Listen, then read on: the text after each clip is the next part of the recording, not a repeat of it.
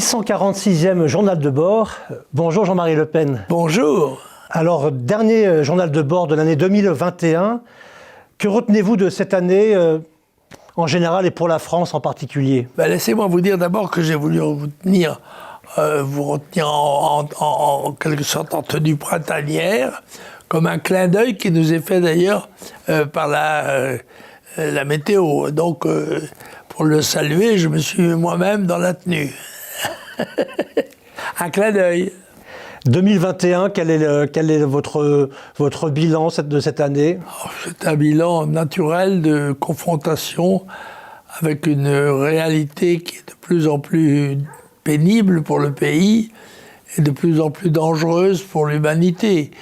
Car le phénomène considérable qui s'est produit, c'est l'augmentation indéfinie de la population mondiale, passée en quelques années, en 50 ans, de 2 à 8 milliards, et qui est en voie d'expansion continue, entraînant bien sûr, tout naturellement, des conflits de plus en plus violents, de plus en plus sanglants.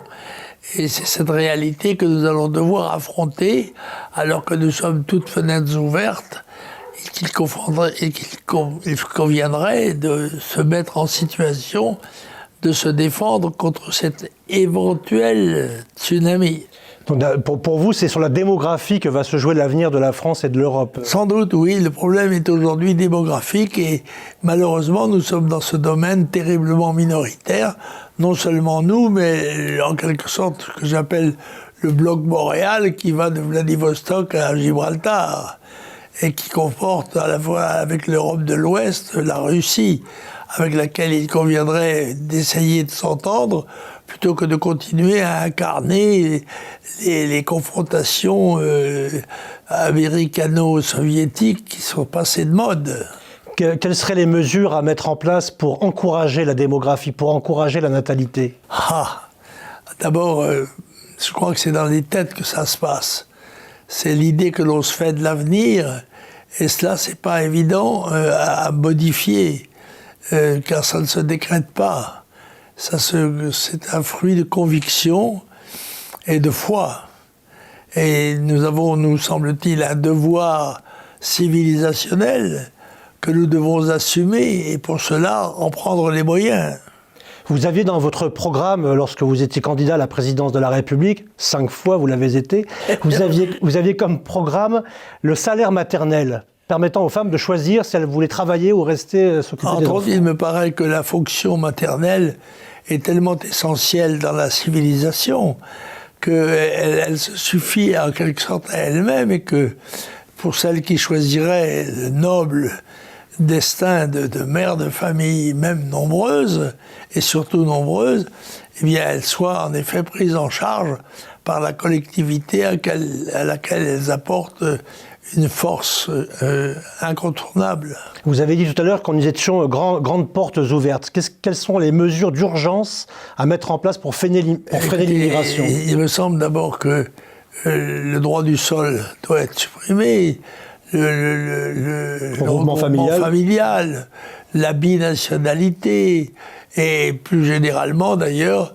le problème de l'asile que nous devons traiter d'une façon conforme à notre défense nationale, faute de quoi nous serons submergés d'abord par les bons sentiments et ensuite par les masses humaines. Et puis toutes les aides sociales qu'il faut réserver en priorité aux nationaux, les aides sociales, l'aide au logement, l'aide à la santé. Oui, bien sûr, toute politique à mener de façon à faire comprendre à notre peuple qu'il est essentiel pour qu'il se survive à lui-même, qu'il s'en donne les moyens démographiques.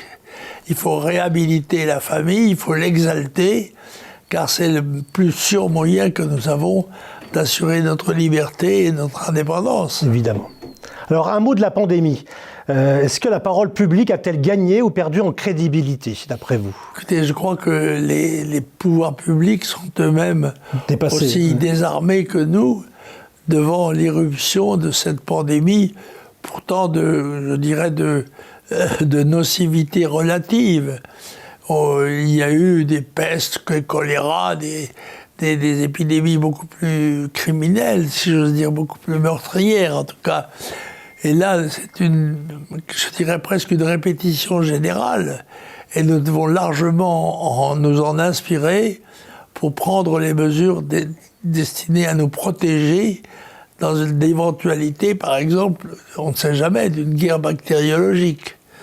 Et déjà, on voit que nous sommes fort désarmés par rapport à des situations qui changent chaque jour, qui s'alourdissent, sans que nous y soyons pour quoi que ce soit. Alors bien sûr, toutes les mesures qui sont préventives et curatives doivent être saluées, mais est-ce que cela suffira si la Providence n'y pourvoit pas, à nous sauver? Ces pandémies nous rappellent qu'on est entre les mains de Dieu et que nous sommes très fragiles. Forcément. Face à la maladie, malgré tous les progrès, malgré la... C'est sûr. Alors vous avez accordé un entretien récent à la chaîne YouTube Livre Noir, hein. Un entretien qui a un grand succès sur la toile. Vous dites votre crainte qu'il soit trop tard sur de nombreux sujets qui touchent à la sécurité et à la prospérité des Français.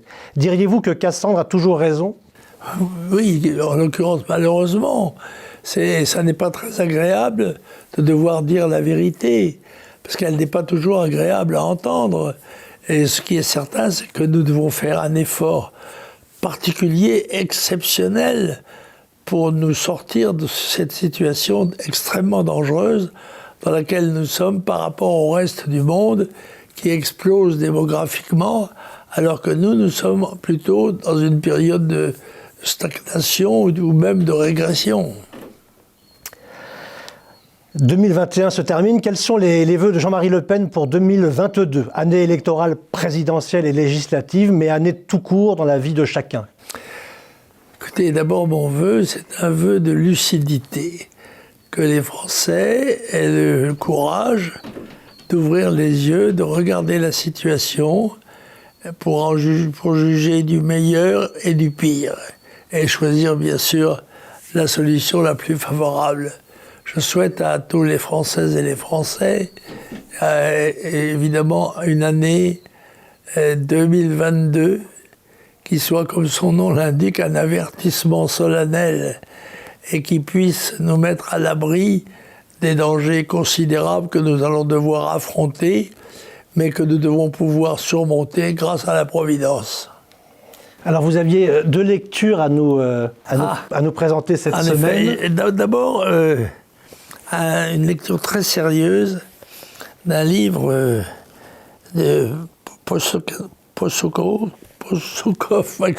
qu'il m'excuse, son nom n'est pourtant pas très difficile à prononcer, et qui est un ouvrage très sérieux sur l'immigration, l'épreuve des chiffres. Là, vous avez les moyens de vous informer et de pouvoir ainsi informer vos concitoyens et compatriotes des dangers que représente l'immigration continue et relativement massive qui a été la politique suivie par tous les gouvernements jusqu'à présent. Il faut changer de politique. Il faut maintenant assumer une défense nationale qui, bien sûr, passe par une promotion de la natalité française et une diminution de nos ouvertures au monde extérieur. Car il est délibérément et naturellement hostile par une masse qui ne cesse de grandir et qui va passer de 8 milliards à on ne sait combien. Alors un autre livre plus humoristique. C'est un livre humoristique. Justement, ça c'est pour les fêtes, pour vous détendre. C'est un condensé, si j'ose dire, des dessins d'Ignace. Oui. Et qui vous réjouira, qui vous amusera, et qui, je pense, vous aidera à passer favorablement cette période de fête de Noël au 1er de l'an. Et bonne année à tous. Peut-être nous allons nous voir avant la bonne année. Peut-être, mais en tout cas, le prochain blog sera l'année prochaine. Ah bah alors dans ce cas-là, bonne année, bonne santé. Et comme on disait en Bretagne, le paradis à la fin de vos jours. Mais le plus tard possible. Et le plus tard. À l'année prochaine, Jean-Marie Le Pen. À l'année prochaine. Merci beaucoup.